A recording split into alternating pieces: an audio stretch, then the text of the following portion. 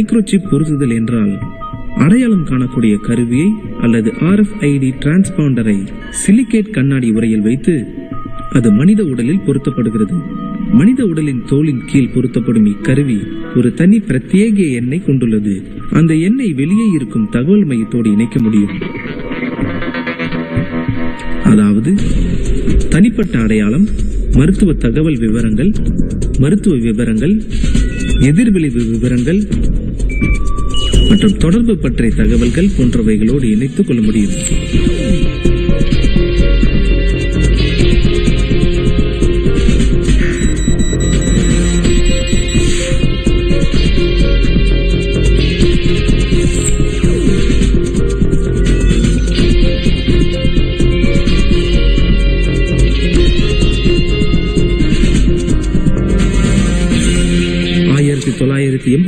ஆண்டு Kevin Warwick என்ற British விஞ்ஞானி முதலாக RFID-யை மனித உடலில் பொருத்துவதை பற்றி ஆய்வு மேற்கொண்டதாக அறிக்கைகள் தெரிவிக்கின்றன.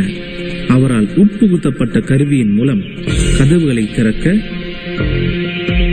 மின் விளக்குகளை இயக்க, கட்டிடத்திற்குள் வார்த்தை இல்லாமல் சொல்லப்படும் கட்டளைகளை மேற்கொள்ள பயன்படுத்தப்பட்டது.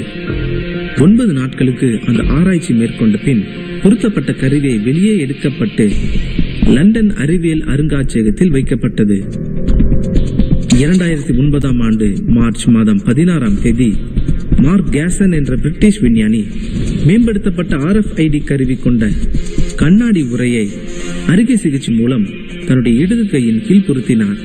2010ஆம் ஆண்டு ஏப்ரல் மாதத்தில் கணினியில் உள்ள வைரஸ் கிருமி கம்பியில்லா தந்தியின் மூலம் பொருத்தப்படும் கருவிக்கு எப்படி கடத்த முடியும் என்றும், மேலும் அந்த வைரஸ் மீண்டும் எப்படி மற்ற கருவிகளுக்குள் கடத்த முடியும் என்றும் காசன் தன்னுடைய குழுவினரால் செயல்படுத்தி விளக்கி காட்டினார். நம்முடைய சரீரம் மற்றும் அதன் வரம்புகள் பற்றி விளங்கிக் கொள்ளுதல் இந்த முன்னேற்றத்தின் மூலம் மாற்றி அமைக்கப்படும். கணினி வைரஸ் மூலம் பாதிக்கப்பட்ட முதல் மனிதன் என்ற பெயர் பெற்றார். அவருக்குள் உட்புகுத்தப்பட்ட கருவியை வெளியே எடுக்கும் எண்ணமே அவருக்கு இல்லை. ரேடியோ, அதிர்வெண் அடையாளம் காணுதல், தொழில்நுட்பம், பொருட்கள், சேவைகள், செல்ல பிராணிகள், ஏன் மனிதர்கள் பற்றிய தகவல்களை கொண்டிருக்கிறது. நீங்கள் தொடர்ந்து கண்காணிக்கப்படுவதாக உணர்கிறீர்களா? அது ஒருவேளை உங்கள் ஜீன்ஸ் பேண்டிலோ அல்லது கிரெடிட் கார்டில் பொருத்தப்பட்டிருக்கும் பின்தொடர்ந்து கண்காணிக்கப்பட்டு தகவல் சேகரிக்கும் குறிச்சொற்கள் கருவி பொருத்தப்பட்டிருக்கலாம். அந்த குறிச்சொற்கள் ரேடியோ அதிர்வெண் அடையாளம் காணுதல் என்று அழைக்கப்படும். இது போன்றவைகள் ஒவ்வொரு நாளும் நம் வாழ்வின் ஒரு பகுதியாக மாறி வருகிறது. இந்த ஓர்வெலியன் மைக்ரோசிப் ஒரு சிறிய மணல் துகள் அளவுக்கு சிறியதாக இருக்கும். அந்த மணல் துகள் பொருட்கள் கண்டுபிடிக்கவும், ஏன் கேளிக்கை பூங்காவில் தொலைந்து போன குழந்தைகளையும் கண்டுபிடிக்கவும் உதவுகிறது. அந்த சிப் மனித உடலுக்குள் செலுத்தப்பட்டு அவர்கள் உடல்நிலை, மருத்துவ தேவைகள் போன்றவற்றை மருத்துவமனைகளுக்கு தெரிவிக்க மற்றும் எச்சரிப்பதற்கு உதவுகிறது. அந்த குறிச்சொற்கள் அவைகள் இருப்பதே தெரியாத அளவுக்கு மிக சிறியதாக இருக்கலாம். சில்லறை வணிகர்கள் RFID மிகவும் இன்றியமையாதது என்று தெரிவிக்கின்றனர். ஏனென்றால் பொருட்கள் இருப்பு நிலை குறையும் போது அந்த மைக்ரோசிப் எச்சரிப்பு கொடுக்கும். பொருத்தப்பட்ட குறிச்சொற்கள் வெளிப்படையாக தெரியும் விதத்தில் இருக்காது. சமீபத்தில் ஐரோப்பாவில் உள்ள ஹித்தாச்சி நிறுவனம் உலகத்தின் மிக சிறிய RFID சிப்பை ஒருங்கிணைந்த மின் சுற்றை கண்டுபிடித்துள்ளது. அது ஒரு சிறிய காகித துண்டில் வைக்கும் அளவிற்கு மிக சிறியது. சில RFID-கள் கால்நடைகளில், செல்ல பிராணிகளில் பொருத்தும் விதத்தில் தயாரிக்கப்பட்டுள்ளது. மனித உடலில் பொருத்தும் விதத்தில் மைக்ரோசிப்புகள் தயாரிக்கப்பட்டுள்ளது. RFID-யின் விலை மிகவும் குறைந்திருக்கிறது. மேலும் குறிச்சொற்கள் அன்றாட வியாபார செயல்பாடுகளுக்கு அத்தியாவசியமாகிவிட்டது. கடந்த ஆண்டில் மட்டும் 100 கோடி RFID சிப்புகள் தயாரிக்கப்பட்டதாக இன்சாட் என்ற உயர் தொழில்நுட்ப ஆராய்ச்சி நிறுவனத்தின் அறிக்கைகள் தெரிவிக்கின்றன. மேலும் 2010 அதன் எண்ணிக்கை 3300 கோடியாக அதிகரிக்கும் என்று கணக்கிடப்பட்டுள்ளது. அரிசி தானியத்தின் அளவை விட சற்று பெரிய அளவிலான RFID சிப்புகள் மனித உடலில் பொருத்தும் வண்ணம் புளோரிடாவில் உள்ள வெரிசிப் என்ற நிறுவனம் தயாரிக்கிறது. உணவு மற்றும் மருந்து நிறுவனம் மனித உடலில் பொருத்தப்படும் மைக்ரோசிப்புக்கு 2 ஆண்டுகளுக்கு முன் ஒப்புதல் அளித்தது. பிப்ரவரி 13, 2006 அன்று அமெரிக்க குழுக்கள் தொழிலாளர் உடல்களில் மின்னணு குறிச்சொற்களை பொருத்தியுள்ளது. ஒஹாயோ நிறுவனம் தன் நிறுவனத்தை சேர்ந்த 2 ஊழியர்களுக்கு சிலிகான் சிப்புகளை பொருத்தியுள்ளது. அவர்கள் நடவடிக்கைகளை அடையாளம் காண மின்னணு குறிச்சொற்கள் கொண்டு அமெரிக்க பணியாளர்களுக்கு இவ்வாறாக பொருத்தப்பட்டு வெளியே தெரிய வந்த முதல் செய்தி இதுவே. அரசாங்கத்திற்கும் காவல் அதிகாரிகளுக்கும் கொடுக்க வரும் பாதுகாப்பு சம்பந்தப்பட்ட காணொளிகள் பத்திரப்படுத்தி வைக்கும் அறைக்கு தேவையற்றவர்கள் நுழைவதை கட்டுப்படுத்தும் தொழில்நுட்பத்தை சோதனை செய்ய பொருத்தியதாக காணொளிகள் கண்காணிப்பில் ஈடுபட்டிருக்கும் தனியார் நிறுவனம் தெரிவித்தது.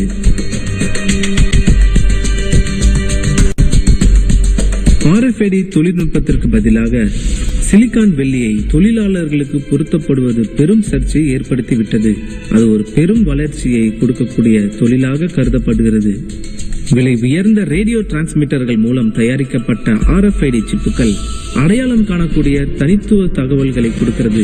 இது செல்ல பிராணிகள் மற்றும் பொருட்களில் பொருத்தப்பட்டால் அவைகள் மற்ற இடங்களுக்கு எடுத்து செல்லும் போது அவற்றின் நடவடிக்கையை எளிதில் கண்டறிய முடியும். மக்களுக்கு நிரந்தர எண் கொடுப்பது சமுதாய சுதந்திரம் மற்றும் தனி உரிமைக்கு மிக தீவிர பிரச்சனையை உருவாக்கும் என்று அடையாளம் மற்றும் கண்டறியும் தொழில்நுட்பம் பயன்படுத்துவதற்கு எதிராக பிரச்சாரம் செய்து கொண்டிருக்கும் லிஸ் மெக்கின்டையர் கூறினார். தகவல்கள் செலுத்துவது அல்லது துடிப்புகள் போன்றவைகள் இல்லை என்று தன் கரத்தில் சிப் பொருத்தி இருக்கும் திரு டார்க்ஸ் கூறினார். நான் எங்கே இருக்கிறேன் என்று என் மனைவி சொல்ல முடியாது, ஏனென்றால் இது ஒரு GPS சிப் அல்ல என்று அவர் கூறினார். இதை கண்டிப்பாக பொருத்திக் கொள்ள வேண்டும் என்று நிர்பந்திக்காத வகையில் இந்த தொழில்நுட்பத்திற்கு ஆதரவாக பேசுகிறவர்கள் கூறுகின்றனர். பொருத்தப்பட்ட கருவி எதுவாயிருந்தாலும் பொருத்தப்பட்டவருக்கு தெரியாமல் அவரை கண்காணிக்க முடியும் என்று இந்த தொழில்நுட்பத்தை விமர்சிக்கிறவர்கள் கூறுகின்றனர். தொலைவில் இருந்து கட்டுப்படுத்தும் கருவிகள் மனிதர்களை கட்டுப்படுத்துகின்றன. தொலைவில் இருந்து ரேடியோ அதிர்வெண் கருவி மூலம் கட்டுப்படுத்தும் பொம்மை காரை கற்பனை செய்து பாருங்கள். வீடியோ கேம்ஸ்களை அதிக யதார்த்தமாக காட்சியளிக்க செய்யக்கூடிய தொழில்நுட்பத்தை உருவாக்கி கொண்டிருப்பதாக ஜப்பான் நாட்டின் பெயர் பெற்ற தொலைபேசி நிறுவனம் கூறியிருக்கிறது. ஆனால் அதன் விளைவாக மேலும் பல தீய பயன்பாடுகளும் மனதிற்கு வருகிறது. ஆனால் அவைகள் ராணுவ ஆயுதங்கள் மற்றும் அபாயமற்ற ஆயுதங்கள் போன்றவற்றிற்கு இவைகளின் பங்களிப்பு கூடுதலாக இருக்கும் என்று எதிர்பார்க்கப்படுகிறது. சமீபத்தில் செயல் விளக்கத்தின் போது விளக்கத்தை கொடுத்தவர் ஒரு விசேஷித்த தலைக்கருவியை மண்டையில் அணிவித்தார். அது மிக குறைந்த வோல்டேஜ் மின்சாரத்தை காதுகளின் பின்பக்கத்தில் இருந்து தலைக்கு அனுப்பியது. மின்சாரம் வலது பக்கத்திலிருந்து இடது பக்கமும் மற்றும் இடது பக்கத்திலிருந்து வலது பக்கத்திற்கும் தொலைவில் இருந்து கட்டுப்படுத்தும் ஜாய்ஸ்டிக் கருவி இயக்கத்தின் விளைவாக சென்றது. அந்த அனுபவம் பெரும் இடையூறாகவும் களைப்பூட்டுவதாகவும் இருந்தது. அதை நேராக கடந்து செல்ல முயற்சிக்கப்பட்டது, ஆனால் ஒவ்வொரு பக்கமாக விலகி செல்ல ஆரம்பிக்கப்பட்டது. உண்மையில் அந்த எதிர்விசை மின்சாரம் அந்த நபரை சீர்குலைத்தது. அந்த தொழில்நுட்பம் கால்வனிக் வெஸ்டிவில்லர் தூண்டுதல் என்று அழைக்கப்படுகிறது. முக்கியமாக அந்த மின்சாரமானது நமக்கு சமநிலை கொடுக்கும் உள்ளிருக்கும் மென்மையான நரம்புகள் காதுகளை பாதித்து நிலைக்குலைய செய்கிறது. அந்த ஆராய்ச்சியாளர்கள் தானியங்கி கருவியை வலது பக்கமாக இயக்கும் போது தவிர்க்க முடியாத ஒரு நூதன மர்ம வேகம் வலது பக்கமாக திரும்ப வைக்கிறதை உணர முடிந்தது. அவ்வாறு செய்தால்தான் சமநிலையை நிலைநாட்ட முடியும் என்று தவறான காரியத்தை நம்ப ஆரம்பித்து விடுவார்கள். பிப்ரவரி 9, 2005 அடையாளம் காணும் குறிச்சொற்களை மாணவர்கள் அணிய வேண்டும் என்று கட்டாயப்படுத்தப்பட்டது. அந்த கிராம பகுதியில் இருந்த ஒரு பள்ளிக்கூடத்தில் மாணவர்கள் ரேடியோ அதிர்வெண் அடையாளம் காணும் பேட்ஜ்களை கட்டாயம் அணிய வேண்டும் என்று பள்ளி நிர்வாகத்தால் வலியுறுத்தப்பட்டது. இது மாணவர்களின் நடவடிக்கைகளை கண்காணிப்பதற்காக இருந்தது. சில பெற்றோர்கள் இத்திட்டத்திற்கு எதிர்ப்பு தெரிவித்தனர், மேலும் இது குழந்தைகளின் தனி உரிமையை பறிப்பதாக இருக்கும் என்று கூறினர். இம்காம் என்ற நிறுவனம் இந்த பள்ளிக்கு பல $1000 கொடுத்து இந்த சோதனையை அந்த பள்ளியில் மேற்கொள்வதற்கு ஒப்புதல் வாங்கினார்கள்.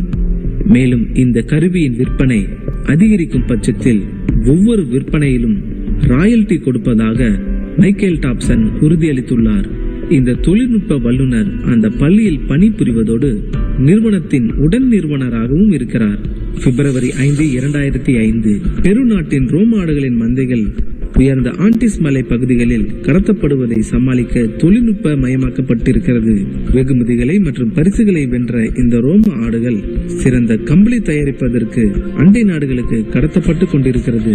அந்த மந்தைகளை பராமரிக்க விவசாய சங்கம் சட்டவிரோதமாக ஆடுகள் கடத்தப்படுவதை தடுக்கும் முயற்சியாக நூற்றுக்கணக்கான ஆடுகளுக்கு அறுவை சிகிச்சை மூலம் மைக்ரோ சிப்புகளை பொருத்தினார்கள். RFID உங்கள் சருமத்திற்கு கீழ் பொருத்தப்படுகிறதா? மெக்சிகோ நகரில் $3 கோடி செலவில் புதிதாக துவங்கப்பட்ட ஆன்டி கிரைம் கம்ப்யூட்டர் சென்டரில் மெக்சிகோ அட்டர்னி ஜெனரல் ரஃபேல் மெசிடோ டீலா கொன்கா அவரும் அவருடைய 160 பணியாளர்களும் RFID சிப்புகளை பொருத்திக் கொண்டதாக அறிவித்தனர். அந்த சிப்புகள் பிளா டெலிரே கடற்கரையில் உள்ள அப்ளைட் டிஜிட்டல் சொல்யூஷனின் துணை நிறுவனமான வெரிசிப் என்ற நிறுவனத்தில் தயாரிக்கப்பட்டவைகள். இந்த சிப்புகள் நியூ ஆன்டி கிரைம் சென்டரில் உள்ள பணியாளர்களின் நடவடிக்கைகளை கண்காணிக்கவும் கட்டுப்படுத்தவும் உதவும். ஏனென்றால் அந்த நிறுவனம் மெக்சிகோ தேசத்தின் குற்றங்களை தீர்ப்பதற்காக பாதுகாக்கப்படும் பதிவேடுகள் மற்றும் மத்திய தகவல் தளம் மையத்திற்கும் இடையே இருக்கிறது.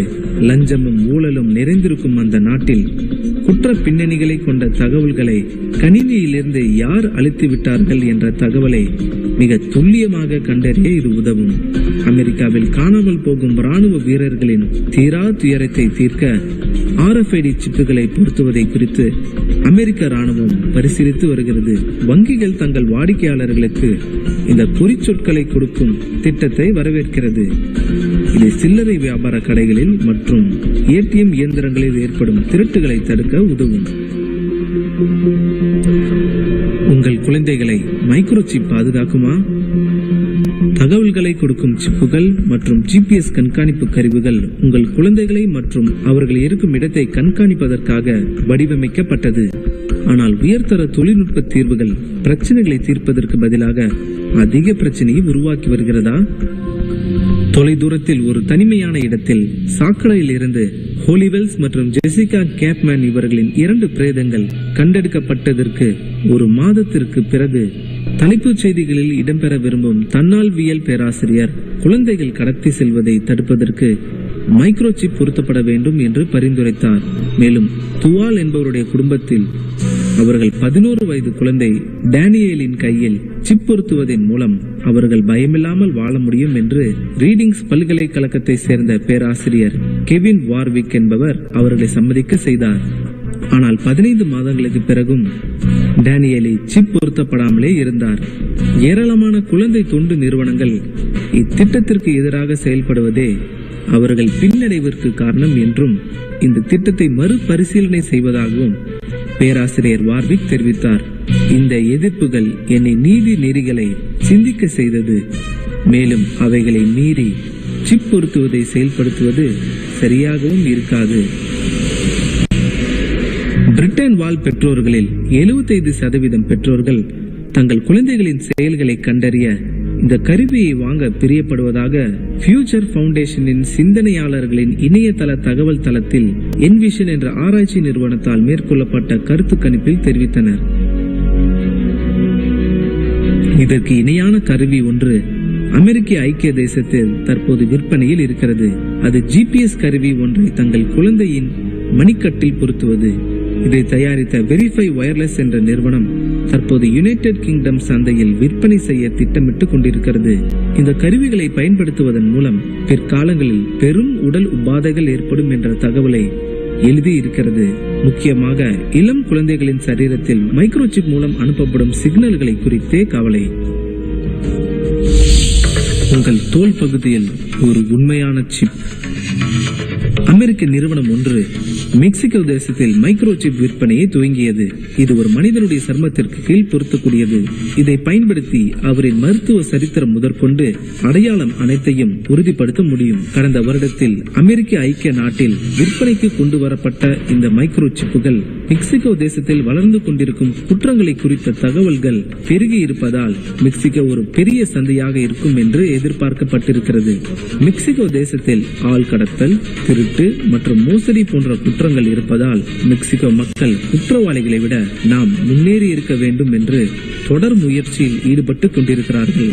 இந்த மைக்ரோ சிப்பானது ஒரு அரிசி தானியத்தின் அளவிற்கு சிறியதானது. இதை ஒருவரின் கையில் அல்லது இடுப்பு பகுதியில் பொருத்த முடியும். அந்த மைக்ரோ சிப் அந்த நபரின் பெயர், இரத்த வகை போன்ற அனைத்து தகவல்களையும் உள்ளடக்கியதாக இருக்கும். அப்ளை டிஜிட்டல் சொல்யூஷன் இன்க் செய்தியாளர்களை வெரிசிப் என்ற நிறுவனத்திற்கு அறிமுகப்படுத்தி வைத்தார்கள். அவர்கள் கார்லோஸ் அன்டாமிரானோ என்ற பணியாளர்கள் வலது கையில் சிப் பொருத்தப்படும் அந்த குறிப்பிட்ட இடத்தை மறுத்து போக செய்து, மேலும் ஊசி போன்ற உபகரணத்தை கொண்டு சிப்பை பொருத்தினார்கள். சிப்பை பொறித்துக் கொண்ட அந்த நபர் இது எந்த விதத்திலும் அவரை பாதிக்கவில்லை என்றும், சிப் பொருத்தப்படும் முழு செயலும் வலியற்றதாக இருந்தது என்றும் கருத்து தெரிவித்தார். அன்டாரியோ ஏசிவெஸ் என்ற மெக்சிகோ கம்பெனியின் இயக்குனர், மெக்சிகோ தேசத்தில் சிப்பை விநியோகிக்கும் பொறுப்பில் இருப்பவர். அவர் அந்த நிறுவனம் முதல் ஆண்டில் 10,000 ஜனங்களுக்கு சிப் பொருத்த முடியும் என்று நம்புவதாகவும், மேலும் 70% மருத்துவமனைகள் இந்த கருவிகளில் பதிக்கப்பட்டிருக்கும் தகவல்களை படிக்கக்கூடிய தொழில்நுட்ப வசதிகள் கொண்டதாக இருப்பதாகவும் கூறினார். வெரிசிப் நிறுவனத்தின் சிப்புகள் 5 மைல்கள் தூரத்தில் இருக்கும் சிப் பொருத்தப்பட்ட ஜனங்களை கண்டறிய முடியும். ஆனால் செயற்கைக்கோள் தொழில்நுட்ப உதவியுடன் 5 மைல்களை விட அதிக தூரத்தில் இருக்கும் கடத்தப்பட்டவரின் தகவல்களை கண்டறியக்கூடிய புதிய சிப்புகள் தயாரிக்க வேண்டும் என்று அதிகாரிகள் விரும்புகிறார்கள். வானத்தையும் பூமியும் அண்ட சராசரத்தையும் படைத்த கர்த்தராகிய இயேசு கிறிஸ்து ராஜாதி ராஜாவாக, கர்த்தாதி கர்த்தாவாக திரும்ப இந்த பூமிக்கு வந்து 1000 வருடம் அரசாளுவதற்கு முன்பாக கேட்டின் மகனாகிய பாவ மனுஷன் வெளிப்படுவான். அவன்தான் அந்தி கிறிஸ்து. ஏனென்றால் அவன் தன்னை உலகத்தை காக்க வந்த இரட்சகனாகிய கிறிஸ்து என்று உலகத்திற்கு அறிமுகப்படுத்த அகில உலகத்தையும் அவன் கட்டுப்பாட்டிற்குள் கொண்டு வருவான். அவனுக்கு உறுதுணையாக இருக்கும் கள்ள தீர்க்கதரிசி பாபிலோன் ராஜா செய்த பொற்சிலையை போல் அந்தி கிறிஸ்துவுக்கு ஒரு சிலையை பண்ணும்படி பூமியின் மக்களுக்கு கட்டளையிடுவான். மேலும் அந்த சிலையை பேசவும் செய்வான். அந்த சிலையை வணங்காத யாவரையும் கொலை செய்யத்தக்கதாக அந்த சிலைக்கு வல்லமை கொடுக்கப்படும். ஒரு சிலை எப்படி பேசும் என்று நீங்கள் கேட்கலாம்.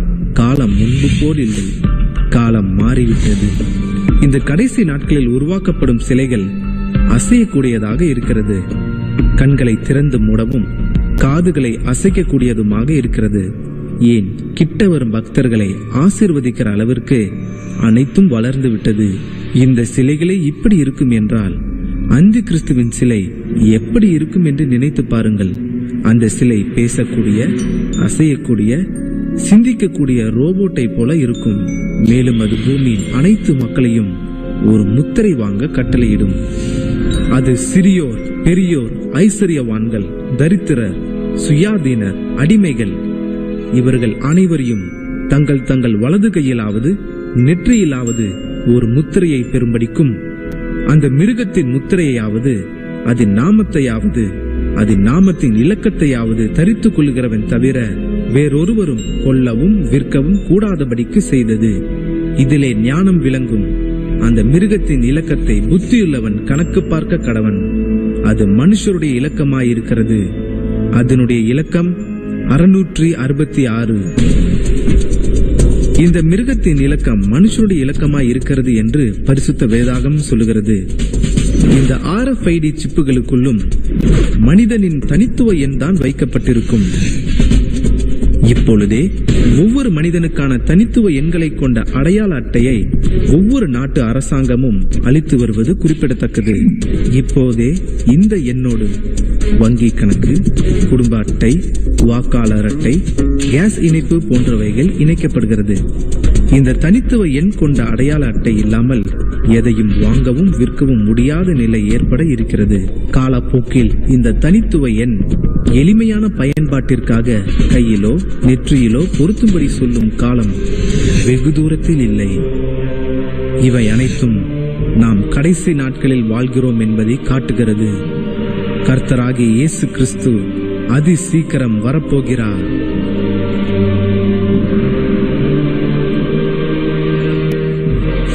தமது மகிமையான சிங்காசனத்தில் வீற்றிருக்கும் மகாராஜா ஆண்டவராகிய இயேசு கிறிஸ்து மகா வல்லமையுடன் பரிசுத்த தூதர்களோடும் பரிசுத்தவான்களோடும் அதி சீக்கிரம் திரும்பி வரப்போகிறார். தேவனுக்கு பயந்து அவரை மகிமைப்படுத்துங்கள். அவர் நியாய தீர்ப்பு கொடுக்கும் வேலை வந்தது. வானத்தையும் பூமியையும் சமுத்திரத்தையும் நீரூற்றுகளையும் உண்டாக்கினவரையே தொழுது கொள்ளுங்கள். இனி காலம் செல்லாது. பரலோக ராஜ்யம் சமீபமாயிருக்கிறது. மனம் திரும்புங்கள். இந்த சுவிசேஷத்தை விசுவாசி